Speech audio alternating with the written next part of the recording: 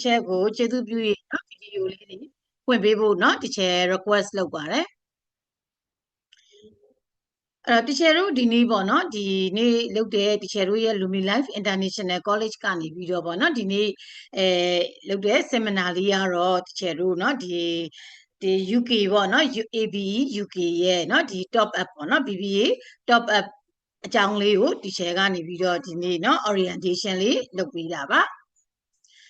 အဓိကပေါ့နော်ဒီ ABE UK အကြောင်းလေးကိုတချယ်တို့အဓိကထားပြီးတော့ပေါ့နော်တချယ်တို့ဆွေးနွေးသွားမှာပါအဲ့တော့ဒါဆိုရင်လေဒီ core value လေးကိုတော့တချယ်ပေါ့နော်စပြီးတော့နည်းငယ်ပြောပြချင်ပါတယ်ဒါလေးကတော့ဒီ core value လေးကတော့တချယ်တို့အကြောင်းရေးပေါ့နော်အဲ့တော့တကယ်ဆို core value ရဲ့မလာခင်မှာ vision mission ရှိရမှာပေါ့နော်တချယ်တို့အဲ့တော့ဒါလေးကတော့ intro လေးအနေနဲ့เนาะတချယ်အကြောင်းလေးကိုအနည်းငယ်ပြောပြချင်ပါတယ်အဲ့တော့တချယ်တို့เนาะဒီ Lumi Life International College က vision လေးပါဒါလေးကတော့တချယ်တို့ဒီ vision လေးကိုခုနကတော့ core value နဲ့တချယ်တို့အကောင့်ထဲပေါ်တယ်ပေါ့เนาะဒါဆိုရင်တချယ်တို့အခုဒီ vision မှာကတချယ်တို့ရဲ့အဓိကပေါ့เนาะဒီ vision ဒီတချယ်တို့ကတကယ်တချယ်တို့ global educational network ကြီးတစ်ခုပေါ့နော်တချယ်တို့တကယ်ကိုအစဉ်အတန်းရှိတဲ့ academic နဲ့ပတ်သက်ပြီးတော့တချယ်တို့တကယ် international မှာဒီ globalization ပေါ့တချယ်တို့ရဲ့ Lumi Life ကနော်ဒီပေါ့ပေးလိုက်တဲ့ education ဒီကျောင်းသားကျောင်းသူတွေအတွက်တကယ်ကို educational network မှာတကယ်အရေးချင်းရှိတဲ့เนาะဒီ quality မျိုးကိုတချယ်တို့เนาะဒီပေးချင်တာပေါ့เนาะအဲ့လိုဖြစ်ဖို့အတွက်တချယ်တို့เนาะဒီဘာတွေနဲ့သွားလဲဆိုတော့ဒီ core value အချက်၅ချက်နဲ့တချယ်တို့ဖော်ဆောင်တယ်ပေါ့เนาะအဲ့တော့ဒီ core value အချက်၅ချက်နဲ့တချယ်တို့ဖော်ဆောင်တဲ့အခါမှာတော့เนาะဒီနံပါတ်1ချက်ကတော့တချယ်တို့เนาะဒီပထမတစ်ချက်ကတော့တချယ်တို့ဒီ academic integrity လို့ခေါ်ရဲเนาะတချယ်တို့ဒီပေါ့ဒီတင်ကြားရေးနဲ့ပတ်သက်ပြီးတော့ပေါ့တချယ်တို့เนาะဒီ academic ပိုင်းမှာတချယ်တို့တကယ်ကိုပေါ့เนาะဒီတမာရီရှိပေါ့မှန်မှန်ကန်ကန်နဲ့တချယ်တို့ကျောင်းကနေပြီးတော့เนาะတင်ကြားပေးတယ်အဲ့တော့တကယ်မှန်ကန်တဲ့เนาะဒီပေါ့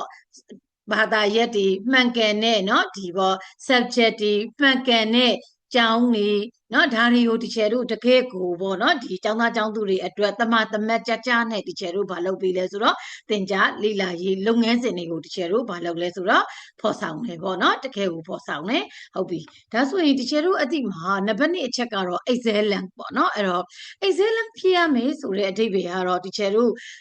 ရဲ့ကျောင်းသားကျောင်းသူတွေအတွက်ပေါ့တချယ်တို့ကျောင်းကိုရောက်လာတဲ့ကျောင်းသားကျောင်းသူတွေအတွက်တချယ်တို့တကယ်ကိုထူးချွန်ထက်မြက်တဲ့ကျောင်းသားကျောင်းသူတွေဖြစ်ဖို့အတွက်တကယ်ကိုတချယ်တို့လုပ်ငန်းကျောင်းရဲ့လုပ်ငန်းပိုင်းတွေเนาะဒီ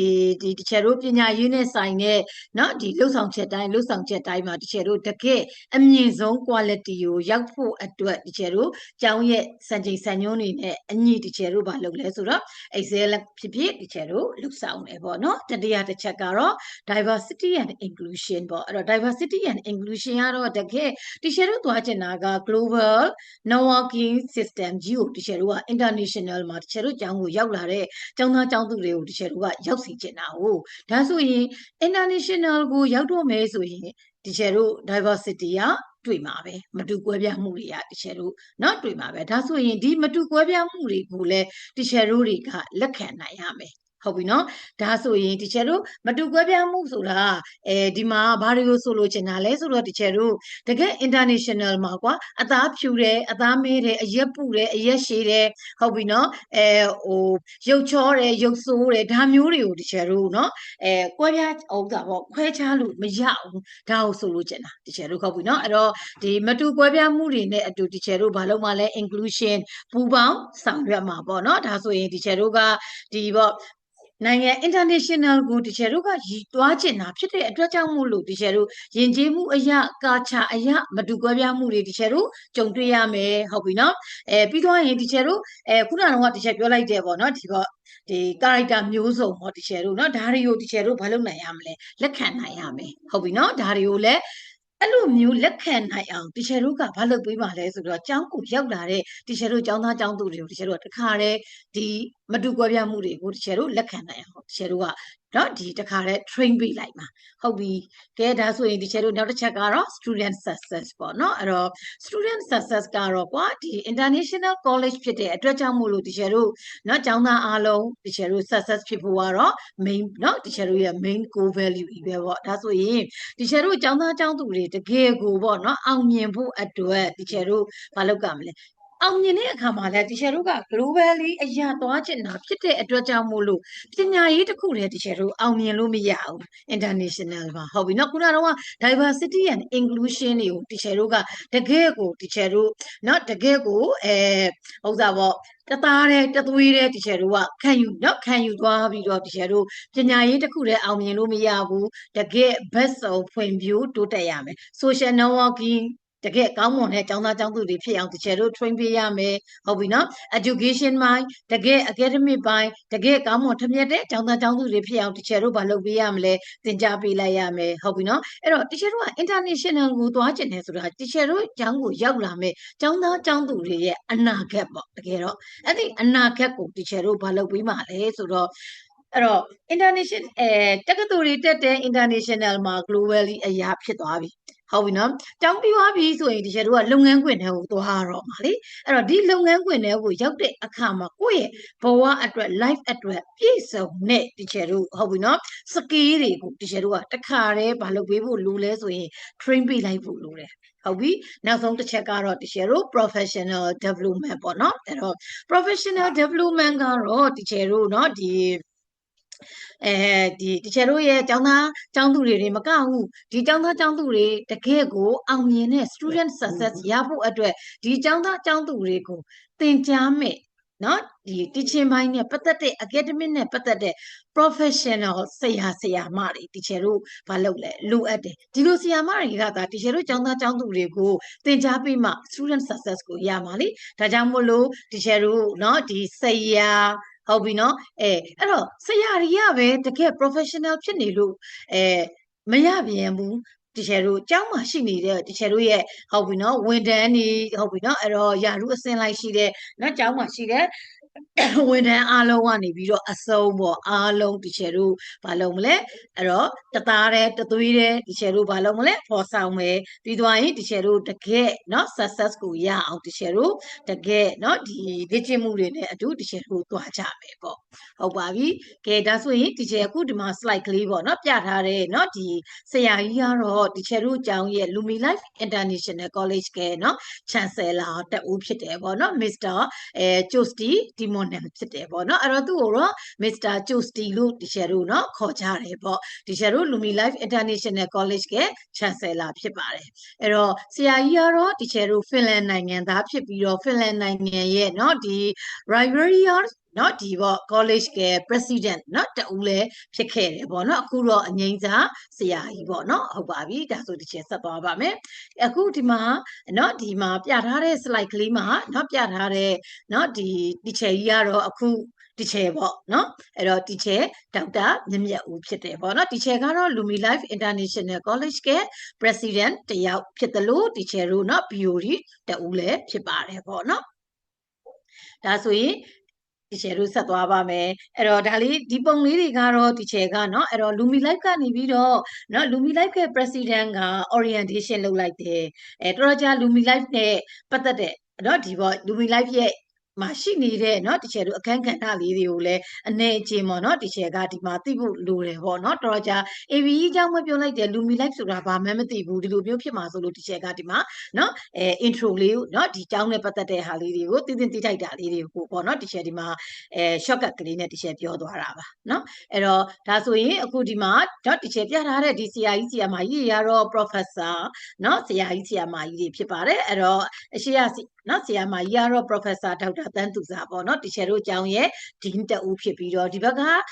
ဆရာကြီးကတော့เนาะ professor ဒေါက်တာနေမင်းအေးတီချာတို့เนาะဒီ business administration department ရဲ့ head ပေါ့เนาะသူကတော့ဟုတ်ပါပြီအဲ့တော့တီချာဒါလေးကိုတော့နည်းနည်းမြန်မြန်လေးသွားလိုက်မယ်เนาะ အဲ့တော့နော်ဒီနောက်ထပ်ဒီ teacher တယောက်ကတော့ professor ဒေါက်တာတင်သိန်းဦးဖြစ်တယ်ပေါ့နော်သူကတော့ teacher တို့ research department ရဲ့နော်head ပေါ့နော်ဒီဘက်က teacher ကြီးကတော့ professor ဒေါက်တာအောင်မာမြင့်ဖြစ်ပါတယ်သူကတော့ teacher တို့ commerce ပေါ့နော် teacher တို့ commerce ဆိုတာ teacher တို့finance department လို့လည်းပြောလို့ရတာပေါ့နော် finance department ကိုပို့ပြီးတော့ teacher တို့ကတိုးချဲ့လိုက်တဲ့အခါမှာ commercial study department ဆိုပြီးတော့ခေါ်ထားတယ်ပေါ့နော်ဒီ department ရဲ့ head ဖြစ်တယ်ပေါ့ဟုတ်ပါပြီအဲ့တော့ဒီအဝါရောင်အင်ဂျင်နဲ့ teacher ကြီးကတော့เนาะ professor ဒေါက်တာလှလှမွန်ဖြစ်ပါတယ်သူကလည်း teacher တို့เนาะဒီ business administration department ရဲ့ professor တဦးဖြစ်ပြီးတော့ဒီဘက်ကprofessor ကတော့ professor ဒေါက်တာစုလိုက်ဦးဖြစ်ပါတယ်เนาะ teacher တို့administration department ရဲ့เนาะ professor တဦးဖြစ်ပါတယ်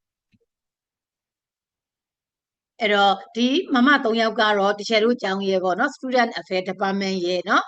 program manager ရဲ့ဒီ student service ပေးတဲ့မမ2ယောက်ကပေါ့နော်အလဲကဒီချယ်ကတော့เนาะတချယ်တို့ကျောင်းရဲ့ program manager ဒီချယ်ရင်မင်းဤဖြစ်တယ်ပေါ့နော်ဟုတ်ပါပြီအဲ့တော့ဒီ slide ကလေးမှာပြထားတဲ့เนาะဒီမှာ